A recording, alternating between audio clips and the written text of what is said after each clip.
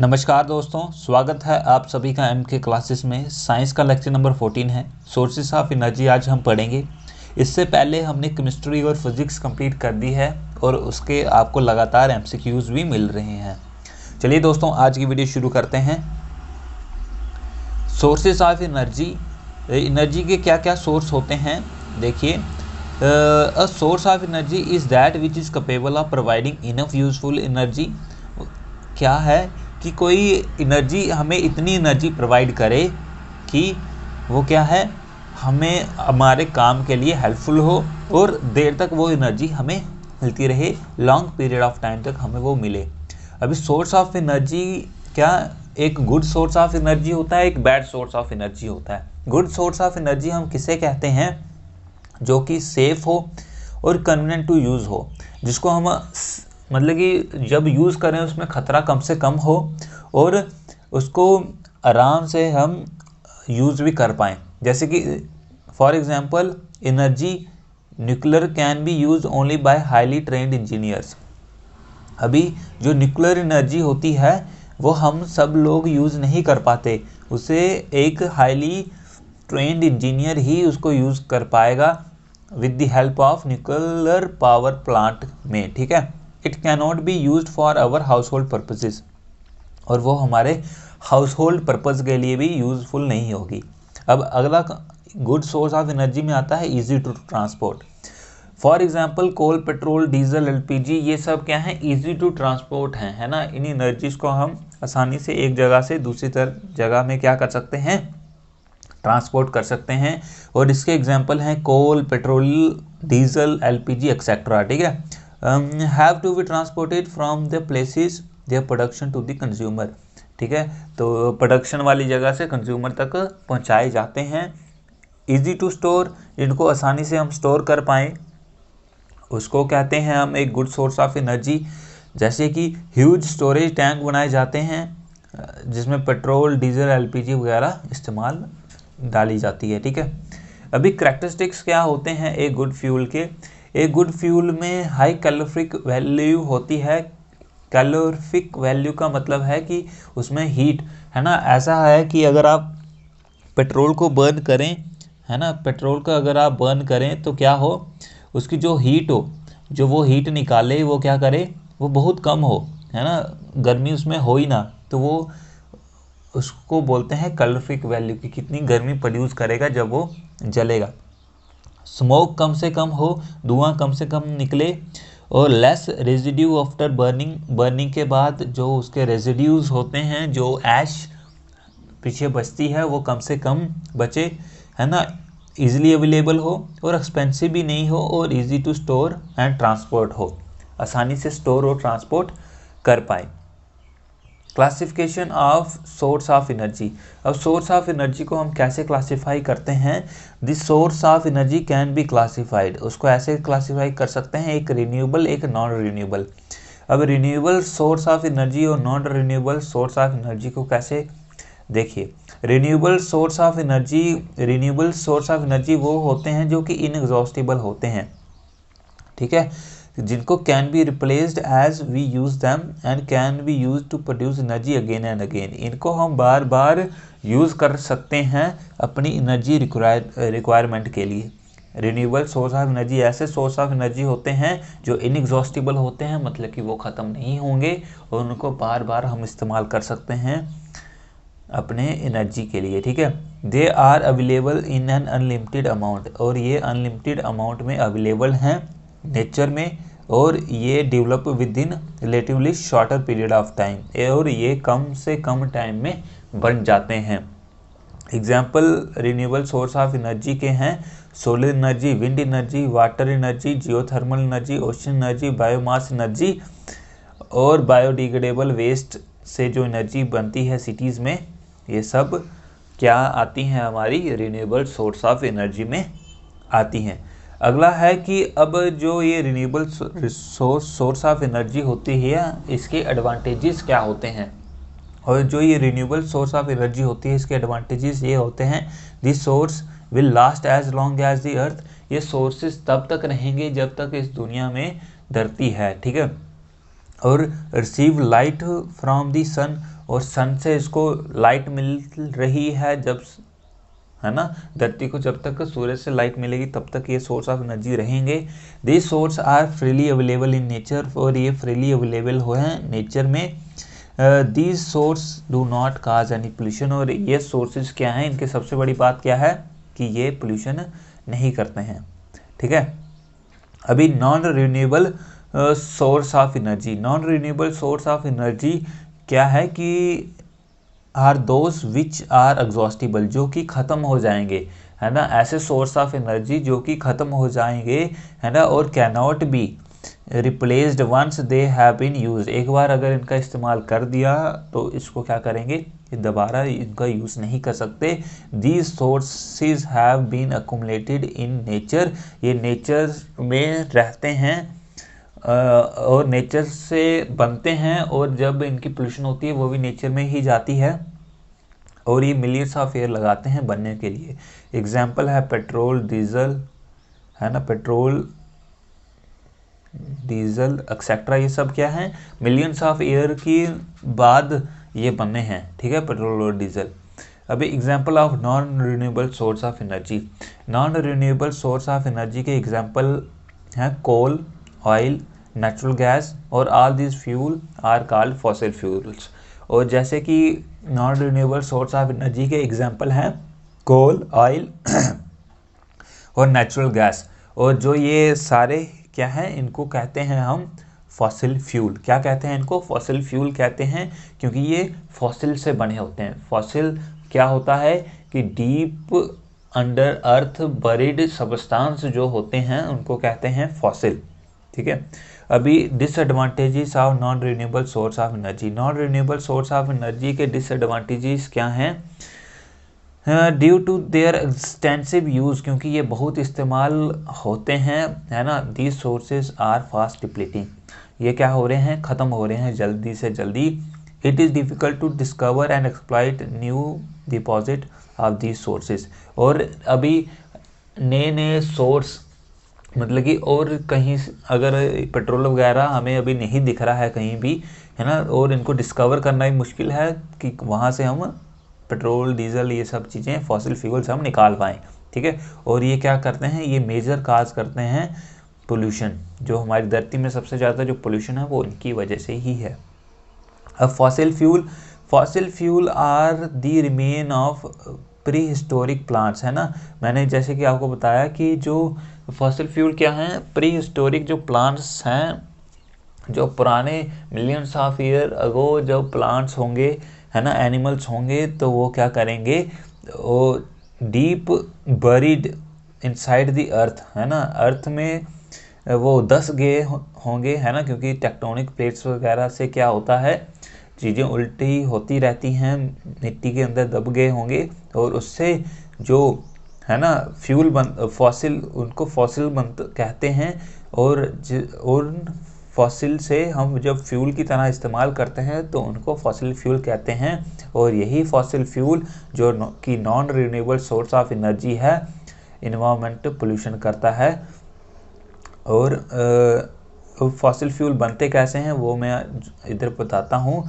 During its formation, जब ये बनता है कि इंटायर ऑर्गेनिज्म एंड और its parts often get buried, ये क्या करते हैं, मिट्टी के अंदर धंस जाते हैं। जो मिट्टी के अंदर धंस जाते हैं उनको डिके और डिसइंटीग्रेट हो जाते हैं, leaving no signs of their existence, है ना।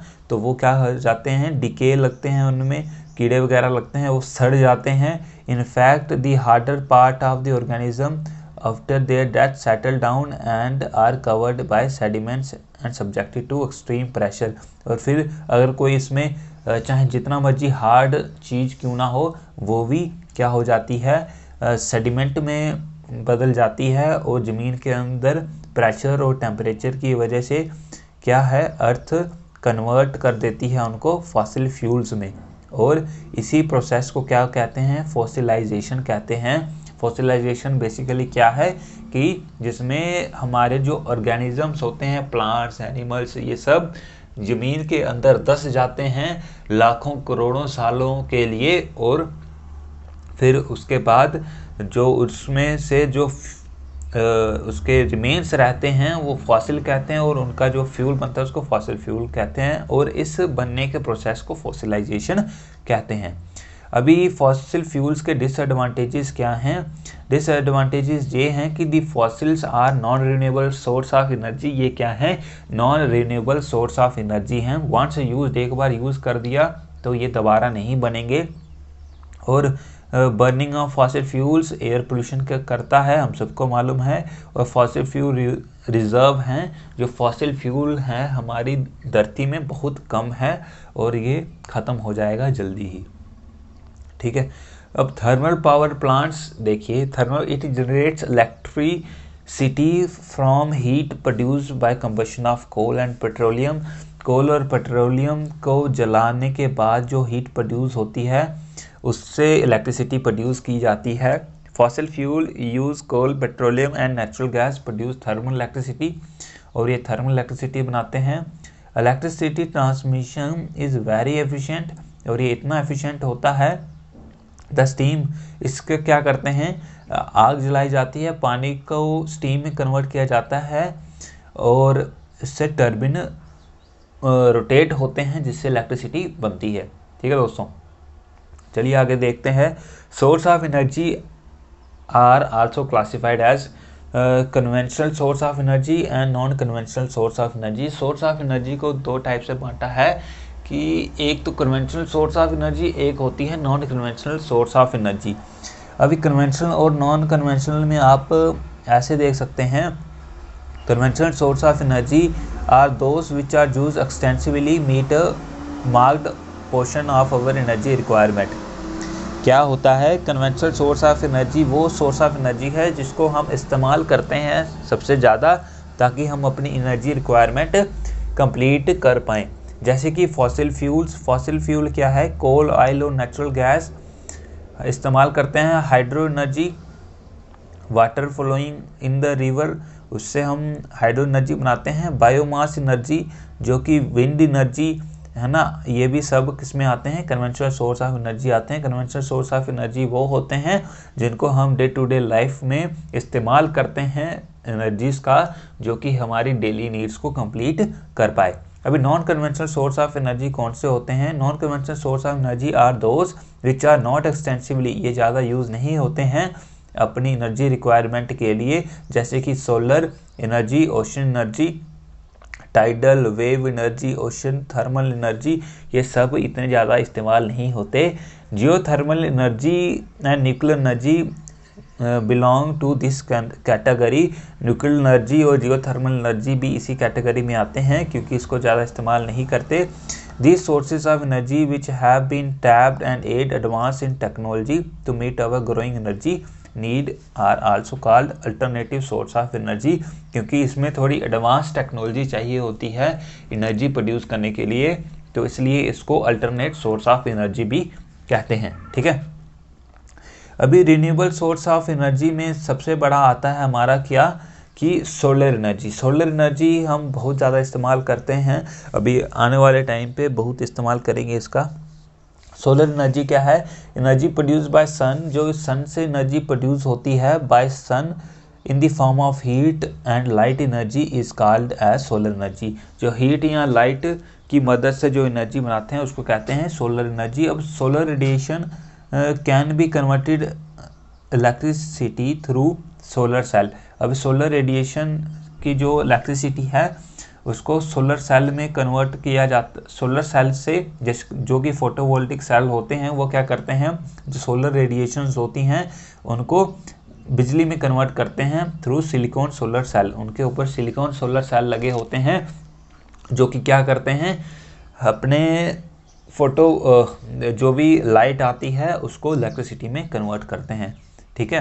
आपने देखा होगा सोलर कुकर पेंटेड ब्लैक, इनको ब्लैक पेंट किया जाता है, उनके बीच में मिरर लगाए जाते हैं यहाँ पे, और इसके हेल्प से हम क्या करते हैं, ग्रीन हाउस इफेक्ट क्रिएट करते हैं, जिससे क्या होती है, गर्मी पैदा होती है और खाना बनता है। देखिए एडवांटेजेस ये हैं सोलर कुकर के कि ये एक इको फ्रेंडली चीज़ है ना, इसको हम इस्तेमाल बहुत आसानी से कर सकते हैं और ये रिन्यूएबल सोर्स ऑफ एनर्जी का इस्तेमाल करता है, डायरेक्टली सनलाइट का इस्तेमाल करता है। रूरल एरिया में हम इसको इस्तेमाल कर सकते हैं और retain all the nutrients of food due to slow cooking, क्योंकि ये धीरे धीरे कुक करता है। इससे क्या होता है कि हमारा खाना का जो न्यूट्रिएंट्स होते हैं वो भी खाने में ही रहते हैं। और इसके कुछ डिसएडवांटेजेस भी हैं सोलर कुकर के, कि ये सिलिकॉन सेल आर एक्सपेंसिव, है ना, सिलिकॉन सेल एक्सपेंसिव है। तो solar radiation are not uniform over the earth surface, क्योंकि अर्थ सरफेस में हर जगह सोलर रेडिएशन एक जैसी नहीं है, तो हर जगह हम इसका इस्तेमाल, सोलर कुकर का इस्तेमाल नहीं कर सकते। और क्लाउडी डेज में और नाइट्स में इसका इस्तेमाल करना बहुत मुश्किल है। और चपाती भी इसके ऊपर नहीं बन सकती, क्योंकि और ना ही फ्राई हो सकती है कोई चीज़, क्योंकि इसका फ्राइंग या चपाती को बनाने के लिए 140 डिग्री सेल्सियस से ज़्यादा टेम्परेचर चाहिए होता है। बल्कि जो ये सोलर कुकर होता है ये 100 डिग्री सेल्सियस तक ही अचीव कर पाता है।